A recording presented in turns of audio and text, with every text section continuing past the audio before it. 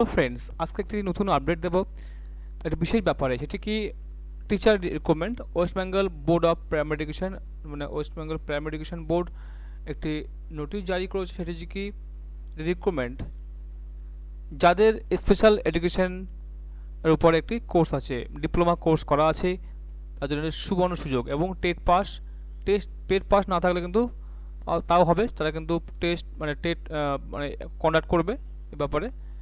এবং তারা ইচ্ছুক হলে তারা কিন্তু আবার টেট দিতে পারবে, সেই ব্যাপারে এরা আয়োজন করবে। তো দেখা যাক সেই ব্যাপারটা কি। এখানে দেখো ডেটেড 15th সেপ্টেম্বর 2025, ঠিক আছে, মেমো নাম্বার এটি দেওয়া আছে। তো pertaining to direct recruitment of special education teachers in primary school, অর্থাৎ প্রাইমারি স্কুলে স্পেশাল এডুকেশন নিয়োগ করবে। West Bengal board of primary education invites application from the eligible candidate for direct recruitment of special education teacher in government sponsored primary junior basic school in all district of the state in accordance with the provision of West Bengal primary school special education teacher recruitment rule 2025 to 2308 vacant post of special education teachers। অর্থাৎ এই West Bengal special education teacher recruitment rule 2025 সালের অনুযায়ী তারা কিন্তু 2308টি vacant পোস্টে নিয়োগ করবে এই স্পেশাল এডুকেশন বিভিন্ন স্কুলে, ঠিক আছে। আর by the government of West Bengal in school education department in compliance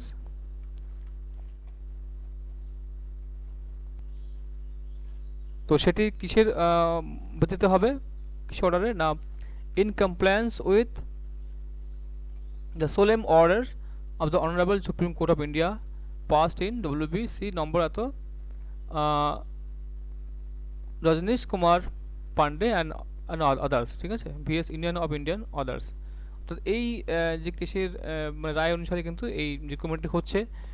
যাদের স্পেশাল এডুকেশন আছে, স্পেশাল এডুকেশন তাদের কিন্তু খুবই মানে সুবর্ণ সুযোগ।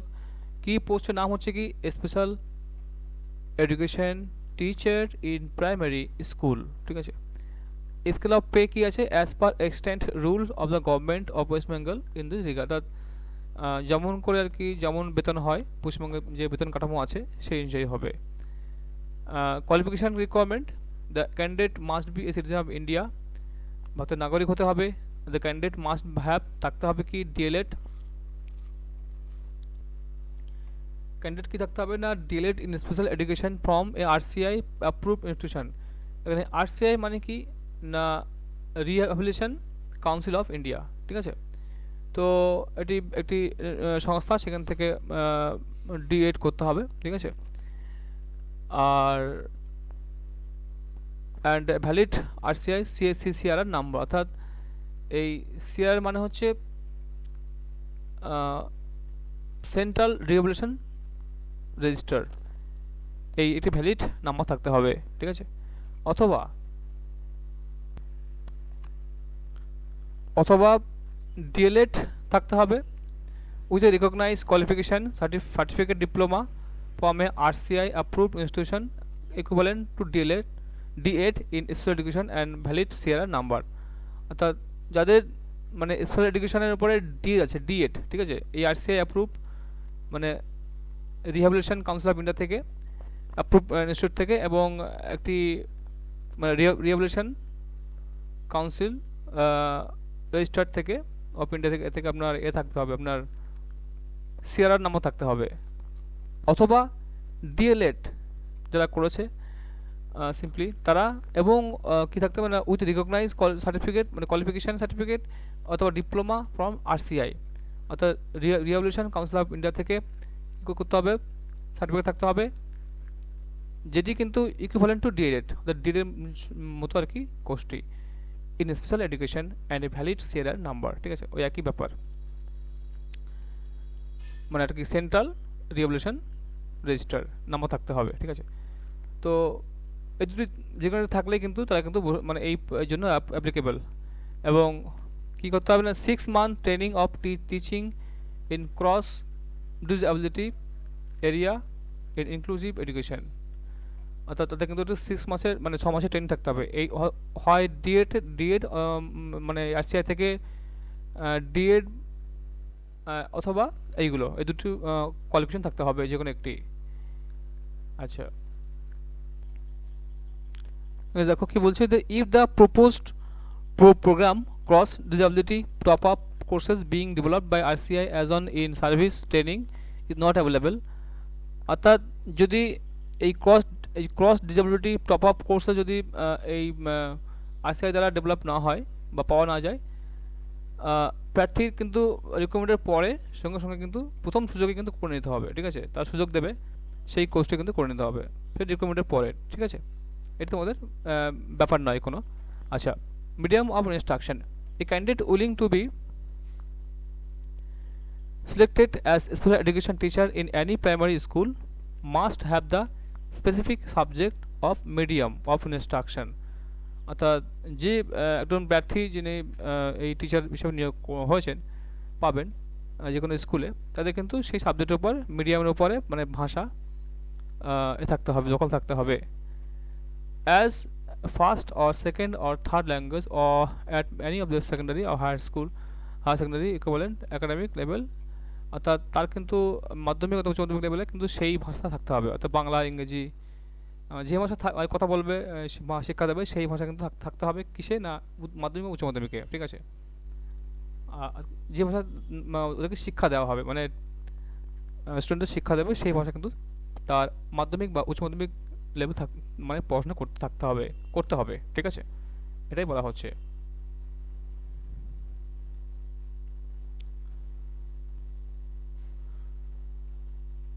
কি বলছে, এজ রিকোয়ারমেন্ট মিনিমাম 20 মানে minimum 20 years and maximum 40 years as on the first day of January 2025। Upper age limit is flexible for the scheduled caste, মানে যেরকম আর কি ছাড় থাকে সেরকম থাকবে, ব্যাকওয়ার্ড ক্লাসেস তো সব কিন্তু থাকবে, ঠিক আছে? Requirement of TET, passing qualifying teacher মানে TET is a mandatory eligibility, মানে টেট পাস করতে থাকতে হবে। Selection committee of the board shall conduct TET for candidate applied for special education, অর্থাৎ এই যে স্পেশাল এডুকেশন সিলেকশন কমিটি একটা কি করবে, একটা টেট নেওয়ার ব্যবস্থা করবে, ঠিক আছে? in accordance with the NCTA অনুসারে রুল অনুসারে the date of holding TET and guidelines of the TET will be notified later, অর্থাৎ এই তারা কিন্তু একটি মানে এই তোমরা অ্যাপ্লাই করার পরে কিন্তু ওরা একটা টেট মানে আয়োজন করবে ওই জাস্ট যারা অ্যাপ্লাই করেছে ওর জন্য, ঠিক আছে? এবং যারা কোয়ালিফাই নয় তারা টেট পরীক্ষা বসবে, যারা টেট পরীক্ষা বসেনি তারা পাস করে নেবে, ঠিক আছে? That candidate who had already pass TET and authorise eligible for the post may be also apply for the post, যারা টেট পাস করেছে তারা কিন্তু অ্যাপ্লাই করতে পারবে বলা হচ্ছে। The selection committee of the board for the purpose of the selection shall take option from the candidate, অর্থাৎ এই সিলেকশন কমিটি তারা অপশন দেবে যে তোমরা ইচ্ছুক কিনা টেট পরীক্ষায় সার্টিফিকেট নেওয়ার জন্য বা পাস করেছো। shall take option from the candidate who have already hold TET certificate whether such candidate are willing to appear in the selection on the basis of earlier TET certificate or otherwise, অর্থাৎ তারা ওই যে তাদের যে existing আছে যে TET certificate সেটা নিয়ে তারা অ্যাপ্লাই করবে না তারা পরীক্ষা দেবে, তাদের কিন্তু ফর্ম ফিল আপের সময় অপশান দিবে, ঠিক আছে? অপশন কোনো চিন্তা নেই, অপশন দেবে। আচ্ছা, selection parameters, selection of the special education teacher shall made on the basis of aggregated mark obtained in the following component out of maximum mark 100, অর্থাৎ এই 100 নম্বরে কিন্তু পরীক্ষা এটা প্যারামিটার হবে, সেখানে কি থাকবে না টেট থাকবে মাত্র 80 নম্বর। মনে করুন যে টেট 150 নম্বর টেট পরীক্ষা হয়, ঠিক আছে? তো 150 নম্বর যারা পরীক্ষা হয় এটাকে 150 ইকুয়াল টু 80 ধরবে, 80 যারা 150 পাবে তারা কিন্তু 80 নম্বর ধরা হবে, যারা 100 পাবে তো সেই হিসাবে কিন্তু তাদের ভাগ মানে অনুপাতে তাদেরকে করা হবে, ঠিক আছে? আচ্ছা, আর কি না demonstration of classroom teaching and interview, অর্থাৎ ইন্টারভিউ এবং ডেমনস্ট্রেশন, অর্থাৎ কীভাবে পড়াশোনা করবে ডেমো দেবে, তার জন্য কিন্তু ইন্টারভিউ 10 এবং ডেমোর জন্য কিন্তু 10 20 মোট 100 নম্বরে কিন্তু এখানে প্যারামিটার, ঠিক আছে? Selection number. মানে প্যানেল হবে এর উপরে। নেক্সট দেখো কি বলছে, preference for DBSC or PSC. A candidate is required to give a preference to district primary school or council under jurisdiction of the which he is posted if selected, subject to availability of appropriate medium wise and category wise vacancies. অর্থাৎ নির্দিষ্ট ক্যাটাগরির vacancy থাকবে, কোন কোন মিডিয়ামে কোন কোন কতটা পোস্ট আছে, কতখানি পোস্ট আছে ভ্যাকান্সি, সেই অনুযায়ী কিন্তু ওরা এই ডিস্ট্রিক্ট প্রাইমারি স্কুল বা ডিপিএসসি অনুযায়ী তারা চুজ করতে পারবে নিজের জেলা বা নিজের ঠিক আছে। আচ্ছা, প্রাইমারি স্কুল তারা কিন্তু সেই জেলা অন্তর্গত তারা চুজ করতে পারবে, খুব সুযোগ একটা, ঠিক আছে। আচ্ছা, application fee, a candidate is required to pay the requisite fees as mention below, non refundable. ঠিক আছে, তো ফিজ কত দিতে হবে না, ফর জেনারেল জন্য যারা জেনারেল ক্যাটাগরি 600 টাকা দিতে হবে, 1600 রুপিস।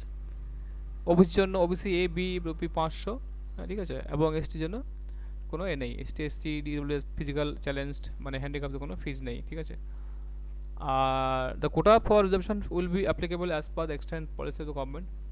কোটা যেরকম থাকে সেরকম কিন্তু রিজার্ভেশন থাকবে।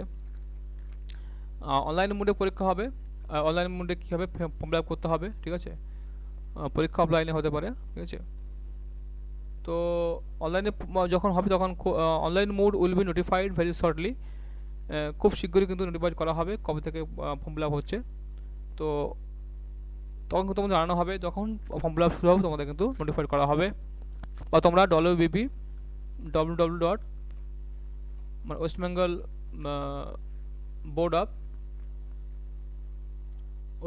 Board of primary education WBBPE এই ওয়েবসাইট কিন্তু ফলো করবে, ঠিক আছে, কিন্তু নোটিফাই দেওয়া হবে। এবং তোমাদের চেষ্টা করো যদি কোনো আপডেট থাকে তোমাদের জানানোর, ঠিক আছে। তো এটি খুবই একটি ভালো, ঠিক আছে। তো এখানে দেখো আমাদের কিন্তু সেক্রেটারি সাইন আছে, ঠিক আছে, এটা অথেন্টিক। যাদের মানে এই এরকম কোনো কোর্স আছে RCI থেকে এবং সিআরআর নাম্বার আছে, ঠিক আছে, তাদের কিন্তু খুবই সব একটা ভালো খবর। এখানে কিন্তু 2308টি ভ্যাকান্সি পোস্ট আছে ওয়েস্ট বেঙ্গলে, ঠিক আছে।